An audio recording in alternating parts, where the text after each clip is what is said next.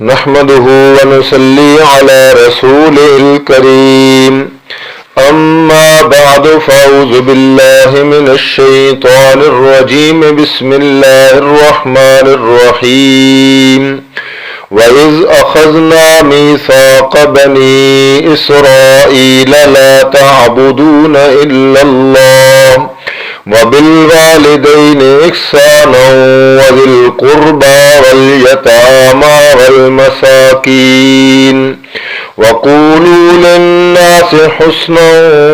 وأقيموا الصلاة وآتوا الزكاة ثم توليتم إلا قليلا منكم وأنتم معرضون آمنت بالله صدق اللہ العظیم۔ انتہائی قابل احترام سامعین ذی وقار، آپ حضرات کی خدمت میں سورۃ البقرہ کی آیت نمبر 83 تلاوت کی ہے، اور اس آیت میں اللہ تعالیٰ نے نزول قرآن کے وقت جو بنی اسرائیل موجود تھے ان کی ایک خباثت کا ذکر کیا، اور ساتھ ساتھ انہیں یہ یاد دلوایا کہ جو تمہارے بڑے تھے، اسلاف تھے، ان کے اندر جو خباثتیں موجود تھیں اور ان کے اندر اللہ تعالیٰ کے احکامات کے مقابلے میں ضد تھا، عناد تھا، عدوان تھا، عصیان تھا، اس پر اللہ تعالیٰ نے انہیں عذاب دیا تھا۔ لہذا تم اور تمہارے طور طریقے انہی کے نقش قدم پہ چل رہی ہیں، لہذا تمہیں تنبیہ کی جا رہی ہے کہ اپنے اسلاف کے جو بد اعمالیاں ہیں، بد عقائد ہیں، تورات کے احکامات کے جو خلاف ان کے نظریات ہیں، اس پر نہ چلو بلکہ اس مطابق چلو جو اللہ تعالیٰ نے تورات کے اندر نازل کیے ہیں۔ اگر تم اسی مطابق چلو گے، اسی روش پہ چلو گے، تو جس طرح تمہارے بڑوں کو ہم نے پکڑا تھا تم بھی ہمارے عذاب سے نہیں بچ سکتے۔ اس طرح اللہ تعالیٰ نے اس آیت میں ان کی پہلی خباثت کا ذکر کیا، اور ساتھ ساتھ یہ بتایا کہ ہم نے بنی اسرائیل سے کیا کیا وعدے لیے تھے، اور ساتھ ساتھ جس طریقے سے آپ جانتے ہیں کہ ہمارے دروس کا جو مقصد ہے وہ مقصد صرف قرآن کے قصص سنانے کا نہیں ہے، اور بنی اسرائیل، یہود و نصارہ، مکہ کے مشرکین کے عقائد و نظریات اور ان پر عذاب کا آنا یہ ذکر کرنا مقصود نہیں ہے، بلکہ ہم نے دیکھنا یہ ہے کہ کیا جو یہود و نصارہ اور مکہ کے مشرکین جن پر اللہ تعالیٰ کا عذاب آیا اور جس وجہ سے آیا، کہیں وہ وجوہات میرے اور آپ کے اندر، ہمارے معاشرے کے اندر، ہماری سوسائٹی کے اندر موجود تو نہیں ہے؟ اگر خدا نخواستہ وہی نشانیاں ہمارے اندر بھی موجود ہیں تو ہم بھی اللہ تعالیٰ کے عذاب سے بچ نہیں سکتے، ہم بھی عذاب میں مبتلا ہوں گے۔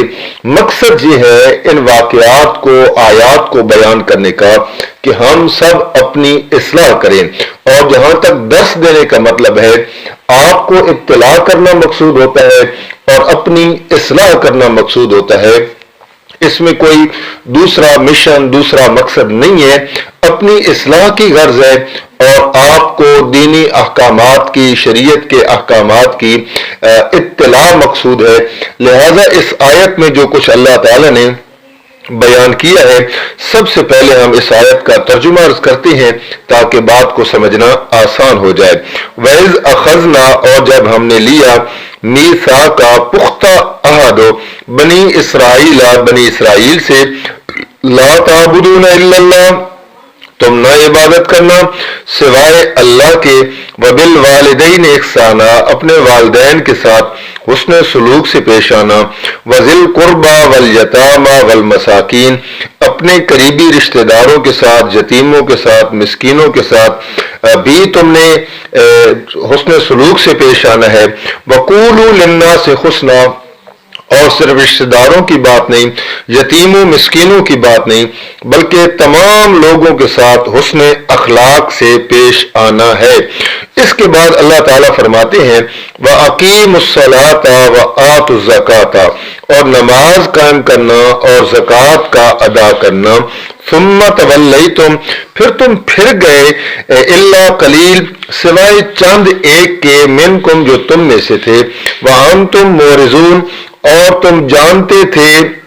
اور تم تھے پھر جانے والے، یعنی تمہارے اندر یہ عادت موجود تھی، تمہارے خمیر میں یہ بات موجود ہے کہ اللہ کے احکامات کے خلاف چلنا۔ چنانچہ سب سے پہلے جو اللہ تعالیٰ نے ان سے وعدہ لیا تھا، وعدے کی روح گردانی کی تھی، وہ یہ تھا کہ لا تعبدون الا اللہ، اللہ کے سوا کسی کی عبادت نہیں کرنی۔ اور میں ابتدائی دروس میں یہ عرض کر چکا ہوں کہ عبادت اس چیز کا نام نہیں ہے کہ آپ ہاتھ باندھ کے کھڑے ہو جائیں، رکوع کریں، سجدہ کریں اور اس طریقے سے عاجزی کے ساتھ کھڑے ہو جائیں، بلکہ عبادت اندر کا وہ عقیدہ ہے، وہ نظریہ ہے، جس نظریے نے میرے کھڑے ہونے کو، میرے سجدہ کرنے کو، ماتھا ٹیکنے کو، جھکنے کو عبادت بنا دیا ہے۔ وہ نظریہ کیا ہے کہ میں جس ذات کے سامنے دو زانو بیٹھا ہوں، سجدہ کر رہا ہوں، رکوع کر رہا ہوں، ہاتھ باندھ کے کھڑا ہوں، میں اس کو نہیں دیکھ رہا لیکن وہ مجھے دیکھ رہا ہے۔ یہ نظریہ اللہ کے ساتھ خاص ہے کہ میں اللہ کو نہیں دیکھ رہا، وہ اللہ مجھے دیکھ رہا ہے۔ میرا ہاتھ باندھنا، میرا رکوع کرنا، میرا سجدہ کرنا، سمع اللہ لمن حمدہ کہنا، یہ میرا عبادت بن جاتا ہے۔ اگر یہی نظریہ کسی اور کے سامنے جا کر بندہ اس کی قبر پر جا کے نفل پڑھے، اس کے سامنے دو زانو ہو کر بیٹھ جائے، موقع پر وہ موجود نہ ہو، اس کے مزار پر، اس کی قبر پر، کسی شجر پر، کسی حجر پر، کسی جنڈی پر، کسی کنڈی پر، کسی تھلے پر یہ نظریہ رکھ کے بندہ بیٹھ جائے کہ میں تو اپنے مرشد کو نہیں دیکھ رہا لیکن مرشد میرے حالات سے واقف ہے، تو یہ دو زانو ہو کے بیٹھنا، کھڑے ہونا، رکوع کرنا، سجدہ کرنا، وہاں پر ہاتھ اٹھا کے دعا کرنا، یہ سب عبادت بن جائے گا۔ اور عبادت کا جو حقدار ہے وہ صرف اللہ تعالیٰ کی ذات ہے، اللہ کے علاوہ کوئی عبادت کے حقدار نہیں ہے۔ لیکن اس نظریے نے اس مرشد کو، اس پیر کو، اس پیغمبر کو اللہ کے ساتھ شریک بنا دیا عبادت میں، کیونکہ اس بندے کا یہ نظریہ بن گیا۔ چنانچہ اللہ تعالیٰ نے انہیں یہی بتایا، لا تعبدون الا اللہ، اللہ کے سوا کسی کی عبادت نہ کرنا۔ اور عبادت کا جو اصل مغز ہے، جس طرح میرے مرشد نبی کریم صلی اللہ علیہ وآلہ وسلم نے فرمایا کہ الدعاء مخ العبادہ، الدعاء هو العبادہ، پکارنا ہی اصل عبادت ہے۔ یعنی آپ غائبانہ جنگل میں کھڑے ہیں، پانی کی تہ میں ہیں، آپ اندھیرے گھٹا ٹوپ اندھیرے میں ہیں، آپ انتہائی مشکل میں پھنس گئے ہیں، اور اس موقع پر آپ جس ہستی کو پکارتے ہیں اصل میں یہی عبادت ہے۔ یعنی آپ کہتے ہیں یا اللہ مدد،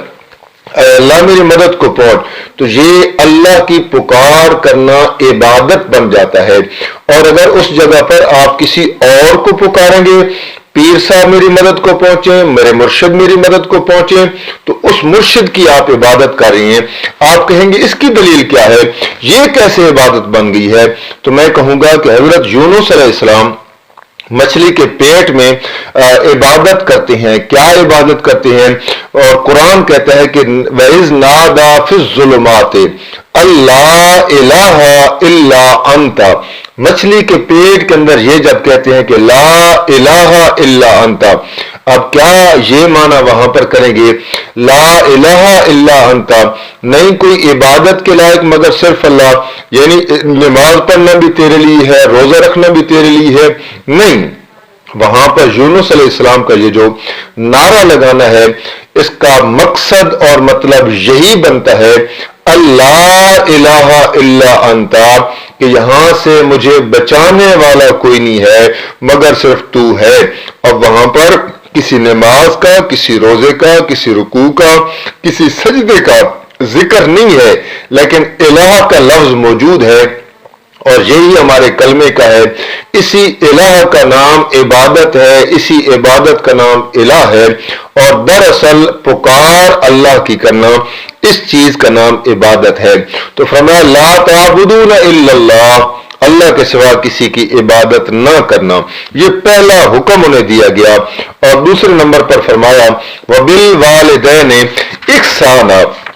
اپنے والدین کے ساتھ حسن سلوک سے پیش آنا۔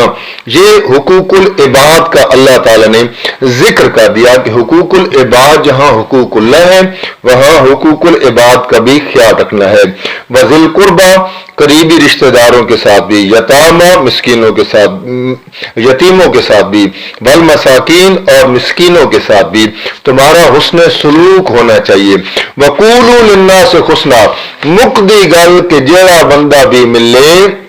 اس نال چنگی گل کرو، اس کے ساتھ کسی قسم کی زیادتی نہیں کرنی ہے، اس کے ساتھ بد اخلاقی نہیں کرنی ہے، اس کے خلاف پروپیگنڈا نہیں کرنا ہے، اس کی ہتک نہیں کرنی ہے۔ وقولوا للناس حسنا، اس کے ساتھ اچھائی سے پیش آنا ہے۔ گویا کہ حقوق العباد میں یہ بات شامل ہے کہ اچھائیاں پھیلاؤ۔ وَأَقِیمُوا الصَّلَاةَ، اس کے بعد جو اللہ نماز کا ذکر کرتے ہیں، روزے، زکوٰۃ کا ذکر کرتے ہیں، گویا کہ اللہ تعالیٰ یہ کہنا چاہتے ہیں کہ نماز اور زکوٰۃ اس بندے کی قبول ہوتی ہے جو بندہ پچھلے احکامات پہ عمل کرتا ہے، یعنی عبادت اللہ کے سوا کسی کی نہیں کرتا، اور وہ اپنے والدین کے ساتھ حسن سلوک سے پیش آتا ہے، حقوق العباد کا خیال کرتا ہے، یتیموں کے ساتھ، مسکینوں کے ساتھ، رشتہ داروں کے ساتھ وہ غلط رویہ اختیار نہیں کرتا ہے، لوگوں کے ساتھ اچھائیاں بانٹتا ہے۔ فرمایا اس کے بعد نماز کا ذکر آتا ہے، زکوٰۃ کا ذکر آتا ہے۔ آج ہم سمجھتے ہیں کہ میں موحد ہوں، میں